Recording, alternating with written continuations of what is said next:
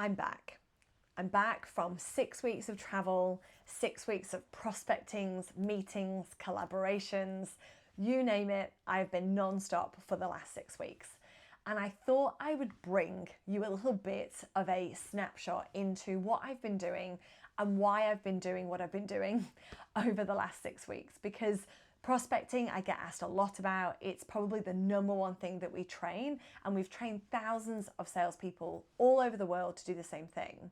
And if you've been here for a little while, you'll know that I launched lead development as a service back in 2024, where we take leads and existing contacts from our clients, we nurture them, essentially warm them up, and convert them back into meetings so that they can see more success from the pot of gold that lives within their CRM. So over the last 6 weeks, I have been all across Australia. So I've done Sydney, Brisbane, Darwin. I've then been back in Perth, which is where I'm usually based. And then I hopped on a plane and went over to the US. This year has been a lot of travel. I've been to the UK, I've been to Dubai, I've been all over Australia as I do every single month. And then now bridging that gap into the US has been extremely exciting. Now that I'm back, I'm preparing ahead before a New Zealand trip where we've got some coaching and enablement for a new large client of ours, where we are doing a 12-month engagement where we're taking all of their junior kind of inside sales teams and we're turning that into as a service model in conjunction with a marketing partner. Later on this year, we'll then be heading over to Singapore as our Singapore requirements are ramping right up. So let's take you back to the last 6 weeks. So 6 weeks of travel, it's a lot. It's required a lot of effort, long days, long nights, short sleep. It's taken a lot of prospecting across my team as well as myself. And so the first 3 weeks across Australia was a mixture of, we were running training enablement and SKO, so sales kickoffs for our clients, as well as weaving into that meetings for new opportunities and also to continue throughout the process.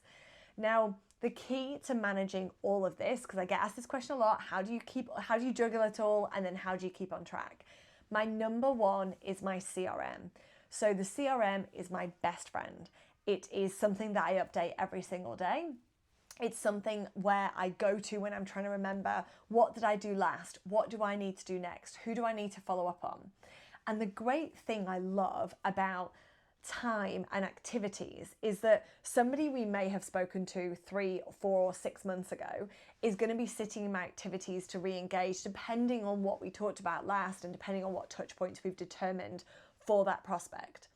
So in that realm, when we come back around to it, sometimes they've changed, sometimes we've changed. And so it gives me the opportunity to reflect and think, actually, do these now still fit within our ideal clients? Is it still someone that we believe we can impact? Were they initially inquiring about something we no longer offer? So the same thing would apply if you are doing this routine, if you've got this cadence where you're looking at opportunities as you move through, and maybe some of them are getting into those older stages. So with that, I get the opportunity to reflect. And so keeping me on track is really key. And so we use Pipedrive. We're also a Pipedrive partner. I was very excited when they reached out and wanted to get us to become a partner of theirs. And we've empowered a number of organizations that have been able to use Pipedrive to do that. So keeping me on the straight and narrow is absolutely my CRM. We've then had the team that have been reaching out using LinkedIn, their profiles. We've got obviously LinkedIn outreach, which is what I do. And then we've got lead development or outreach as a service, which is what we've been doing on behalf of Your Sales Co, as well as on behalf of our clients. So we have had an extremely large volume of interest that's come through for lead development. And so that's really kicked off this roadshow. We call it the Harriet Roadshow. And that's really kicked that off. And so although yes, my CRM and my team are there to hold me accountable and keep me moving, what I've then been able to do is become really, really strict on who our ideal client is. We get so many inquiries. We don't pay for any marketing. We have $0 on our marketing.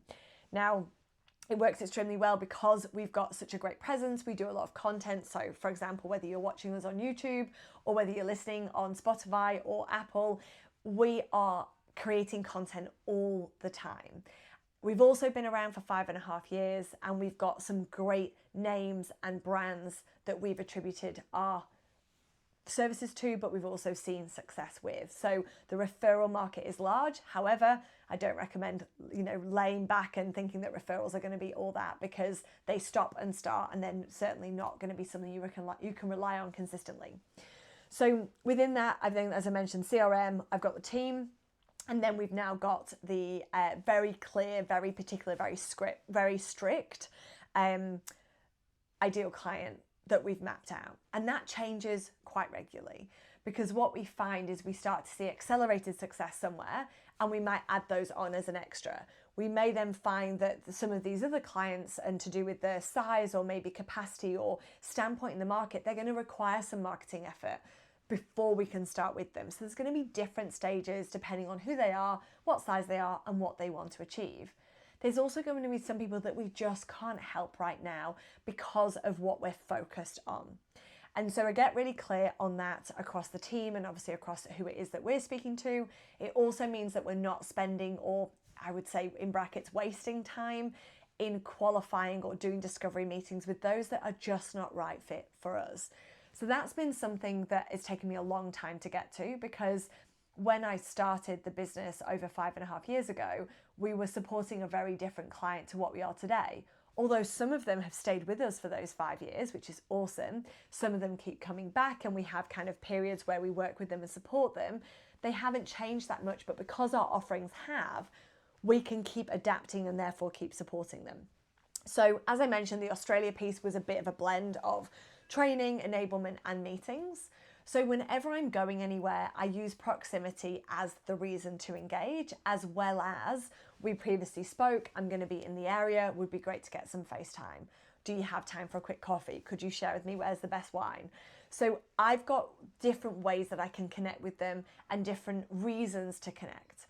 Sometimes I just want to meet with somebody because I'm interested in what they do, or I've seen what they're doing in the market, and I'd love to get a bit of a deeper look under the hood. And some people are very happy to oblige with that. Just the same as people reach out to me and they want to pick my brains, or they want to find out a little bit more about what we're doing. I will say yes in certain instances where I can, where I've got the time, where I've got the capacity. So never be afraid to be really honest with why you want to connect with somebody, even if it is not necessarily to sell them something or not necessarily to buy from them, but what is the reason, and be honest with that.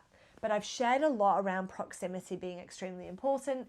And for me, over the last 6 weeks, it's really worked well.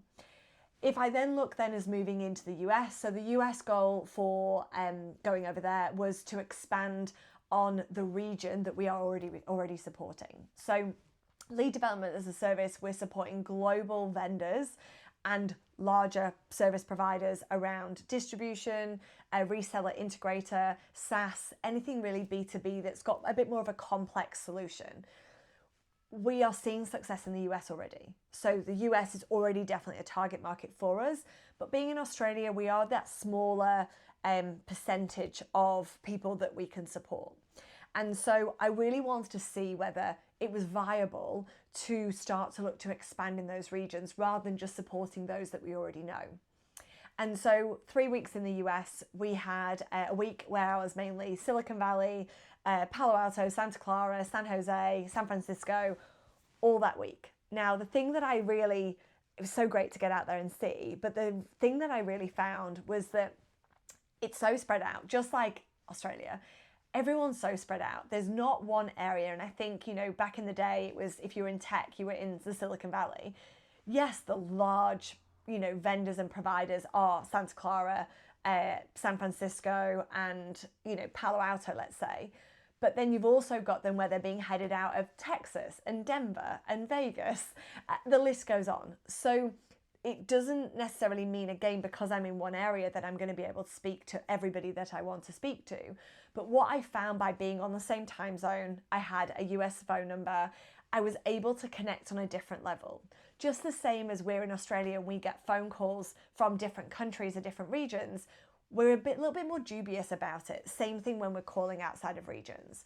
So that's one of the main things that we do combat within lead development is we call from within region using region collateral content phone numbers. And also accents play a huge part. So if we're in Australia, yes, we can absolutely do US, UK, obviously, Irish. We can do all of those because it's English speaking as the first language. Same thing in the US, same thing within the UK. We've got this broad spectrum. When we start adding in different, potentially different accents or different phone numbers or different ways that we're going to reach out, it starts to potentially impact the volume or the success level. So we take all of that into consideration, hence my reason for going over there. In addition to that, we spent the second week in Georgia, so Atlanta, Georgia, and Augusta, and we were there doing a collaboration with Sales Gravy.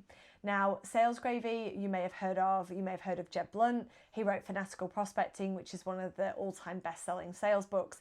It's awesome. Now, I shared a couple of snippets of this whilst I was there with them, is that I read the book probably maybe 3-ish years ago. So I wasn't the old school kind of dedicated to this fanatical prospecting.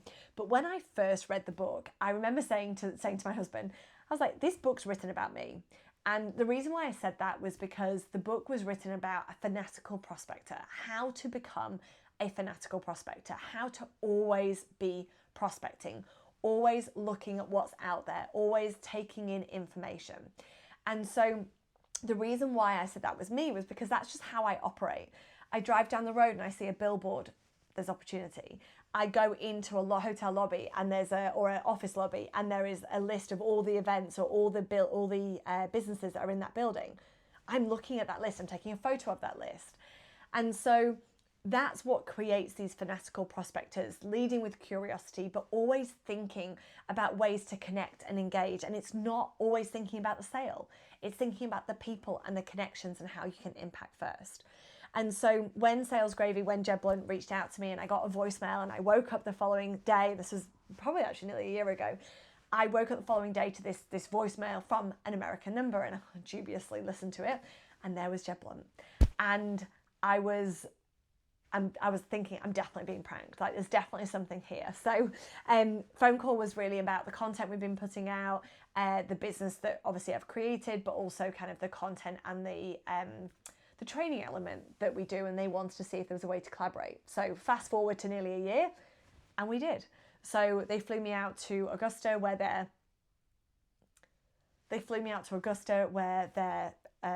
recording studio was, and they hosted me like an absolute rock star for about 5 days. And what we were able to do during that time was record content for the Sales Gravy platform. And that is a sales university over on the Sales Gravy page. And I created, hundreds and something videos, training videos that's going to impact the subscribers and those that are on that platform. So I had a week there. During that time, I was doing meetings either side of the recordings. We did a handful of podcasts. We got some content from our side as well. And it was awesome. It was a great place to be, a great team to work with, and great exposure to see how they set things up and how they are creating content on such a humongous scale. So definitely some inspiration there for us and how we can show up differently within your Sales Co and within the Sell Like You podcast. So then I left there and I went to Nashville. Now, in Nashville, I was heading there for a bit of a weekend, bit of a relaxing weekend, because I'd done 3 weeks of, travel across Australia. And then I was then heading into 3 weeks across the US. And I just needed a moment. I needed a minute to be in a pool with a cocktail in hand. And I was able to do that. So my friend flew out to meet me. She lives in the US, so she flew out to meet me in Nashville. And I arrived on the Thursday night, and it was magical. We arrived, the airport's pumping, people are friendly, everyone's smiling. It's the music city, and booked in to an awesome hotel down on Music Row, I think it was called, and hung out down there for the Thursday evening, and then my friend arrived. And on the Friday, we were both working, so it was very much a working, like an active holiday working day. And I was really fortunate to have Kyle join me. He flew in from Canada to be on this podcast. So I was very excited to have him. And we went for about an hour and a half. We set up this camera and our mics, and off we went. We had an awesome conversation. And I remember thinking, I'm sure we're close to an hour. And I think we were close to about an hour and 40 minutes. So we had to absolutely wrap that bad boy up and get him back on his way for his meetings before he then headed back to Canada. And I had meetings to get along to as well. So managing time zones, that was something that definitely took me a lot of getting used to. And still to this day, I still struggle with kind of remembering where everybody is and what time zone we're in. So I use Outlook, so I'm a Microsoft gal, and within there I was able on the left-hand side, within your Outlook calendar, you can add in all the different time zones. So I added in all the time zones so I could see where I was going to be during those 6 weeks so that I wasn't going to miss a trick. My whole team were using it, everyone knew where I was, what time zone I was in, and so therefore I was able to list out time zones really simply and really easily so that I was able to kind of make the most of every single minute of those days. And so I'd gone from this podcast through into the hotel where I then sat down and nutted out some work for the next few hours before we then got ready and headed out into Nashville, went for an awesome dinner and had a weekend of great food, great drinks, and actually really good coffee. Now, a little hot tip that my friend shared with me. If you are a coffee drinker or now an Australian coffee snob like myself, you want to be looking for coffee roasters. So that was what she shared with me. So I Googled coffee roasters. I had one of the best coffees, I'm going to shout out to them here, at Silver Fox in Nashville. So if you're going to Nashville or you're just looking for great coffee in the US, Nashville had epic options, but I had one of the best coffees. They even shared with me the syrup recipe that I had, because I'm not usually a syrup, I don't like anything too sweet, but they shared with me the syrup recipe for my mocha iced coffee, and I asked for like a really light touch of mocha. I just felt like I needed some sugar in my day, and they shared with me the recipe. So now I've got this massive tub of the Godelli, I think it's called something majestic mocha, sitting in my cupboard that I brought back from the US that I'm ready to turn into a tasty syrup ready for my iced coffee, as it's now spring, summer over in Australia as well. So that kind of ended my fun week and my week of content. I came back then in San Jose for my last week of a final push. We had some amazing meetings. All of these meetings that we generated were actually booked through LinkedIn. We used Sales Navigator, we used each of our individual accounts on LinkedIn, so people booking on my behalf, and then I was also reaching out. Whilst I was in the US, I used Zoom Info to gather all of my lead lists. So I was able to put in the 6, 7, 8, 9, 10 opportunities that we were working with to then identify more on a similar scale that we could then therefore reach out to. So I was able to do cold calls, cold emails, as well as LinkedIn. So we did the whole host of prospecting. And what I can share with you is that when you are doing that across any country, you need to start with a list, and the list needs to be more than 10. A lot of people, I run Blitz days, and they come and they've got this list of 10 people that they want to reach out to. Well, if nobody answers, I can get through 10 really quickly. I had a morning where I think I got through 25 and I think only 3 people answered.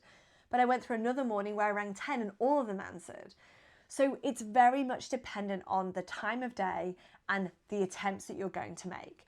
Using a blend, which is what I preach non-stop, using a blend of effort, a blend of prospecting, LinkedIn, email, call, in person.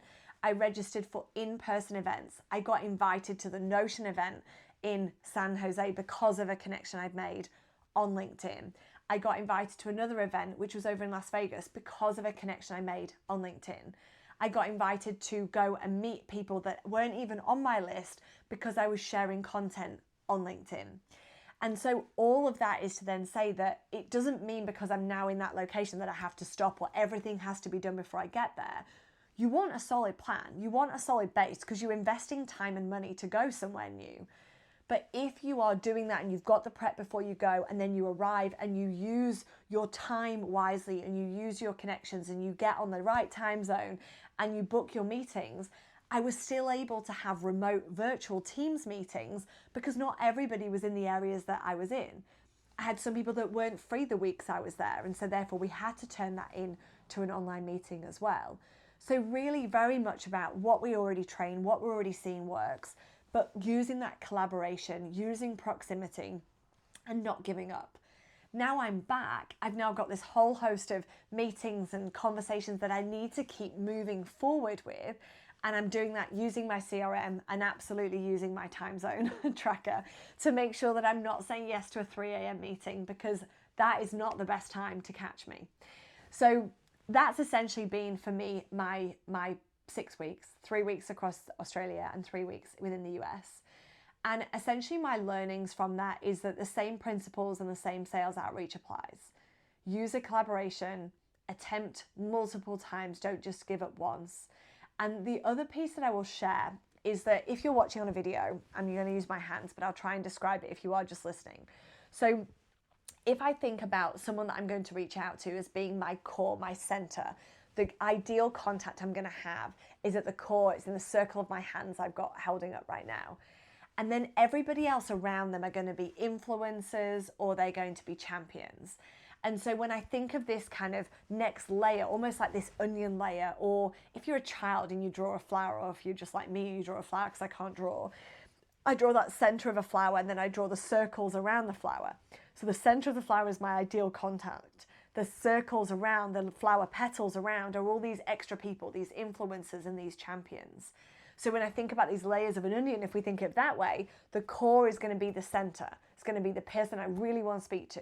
But if I can't get them, next best thing is going to be the person to the side of them, the person that they report into, or the person below them.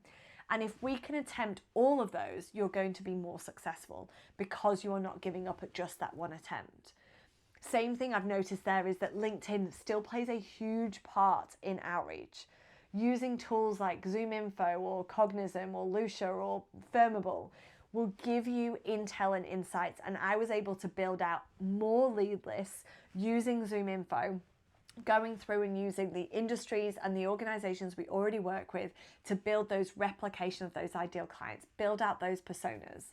Using LinkedIn to build out the people I'm already connected to and find out more people that they're connected to that still fit my ideal client persona gives me very targeted lists. So now we've probably got 200 to 400 people that we're targeting, or organizations that we're targeting across the US.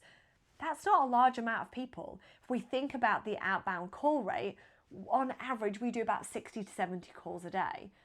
If we think about that and we break that down, well, we could do that easily in a week or two. Not everyone's going to answer, not everyone's going to adhere to a phone call, but then we try and tack on then LinkedIn. So that's week 2 or week 3. We then do email campaigns. That's week 3 or week 4. Within a month, I can get through most of those and start gathering intel and understand how we can have an impact and where. So for us, next steps, we are going to be exploring some additional clients over in the US. We've also, well, I should say I have also secured a speaking engagement with Sales Gravy. They've got their outbound conference in November 2026. So if you need an excuse to go to Las Vegas, or you're going to be in the area, then definitely check out the outbound conference hosted by Sales Gravy. Tickets are out now, and I will be one of the many incredible speakers at that conference, and I'm very, very excited to be going back. We are also likely to be heading back there February, March time, because we're going to be running some enablement and kickoffs in line with some of the requirements that we've been given. And then moving, then I mentioned before, into Singapore. So Singapore, for us, we already do a lot across Asia. We've done a lot of training across Asia, but we're finding a lot of our vendors are looking to expand into Singapore. So we are expanding our region into Singapore, which is very exciting, but comes with that is a new territory. It's new people, it's a different language. So very different to Australians being in Australia, Americans being in America, British people being in the UK. It's very different to that. So we're currently in testing mode at the moment. We are trialing some different outreach methods. We're trialing some outreach from Australia. We're trying outreach from Singapore. And once we know the results from there, we'll be sharing more about it. But we're very excited to get our first few clients on board in outreaching into Singapore. And so therefore the goal for us for the next 12 months, we are focusing on in-region for our in-region clients. So we've got a lot of global clients that have remits in each region. We're going to be supporting them across those areas. For our outreach, we're still going to be using email, LinkedIn, phone. We're being asked about AI. We will not be using AI call bots for the foreseeable future. We don't believe that it will have the impact, and we don't believe that it's the right approach for the types of clients we work with. as I've mentioned in previous episodes or previous videos, of where AI can be used and I think is having a great impact, then I will still be recommending that through for those types of clients that we're engaging with or that are looking for recommendations. But essentially, as I share my learnings it's still a collaboration of outreach. Using proximity really does work, and finding where your ideal clients play and understanding the reach around them will give you the ability to reach out and engage with more people. So for me, you're going to be able to see me over in, where am I going next? Over in New Zealand in a couple of weeks. And then I'll be heading over to the eastern side of Australia for a couple of weeks. And then we'll be heading over into Singapore region to close out some of those opportunities. And then 2026 will be fast approaching. Who knows what that's got in store for us, but I'm very excited, and I hope that by sharing a little bit around kind of what the last 6 weeks have looked like for me and for our team at the Your Sales Co office, you'll get an idea of the fact that we practice what we preach, the fact that there isn't really anything too wacky or weird or wonderful that's happening right now, but we know that consistency and leading with value still very much works. So I hope you've enjoyed this episode. I hope it's given you some food for thought. And if we're not already, please reach out to me on LinkedIn and let's get connected. I would love to hear what you think of the Sell Like You podcast. I'd love to hear if this episode was supportive and gave you some ideas of how you can execute and run through for the final quarter of 2025.